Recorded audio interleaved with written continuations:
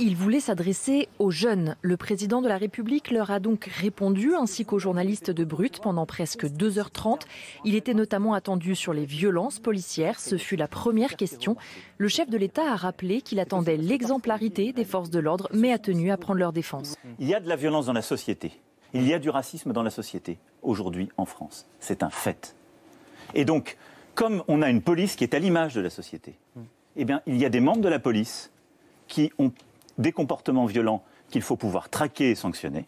Emmanuel Macron qui préfère évoquer des violences chez les policiers, estimant que le terme violence policière était devenu un slogan servant la haine anti-flic.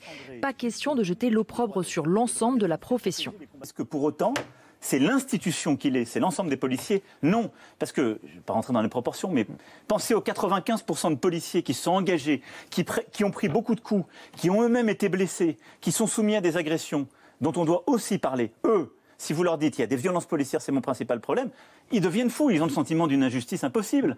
Pour tenter de réconcilier les Français et leur police, le chef de l'État veut miser sur la formation des forces de l'ordre afin qu'elles soient plus à même de s'adapter à cette violence accrue, mais aussi sur la généralisation des caméras piétons pour les policiers. Le président a également demandé un traitement équitable concernant les violences émanant ou subies par les forces de l'ordre.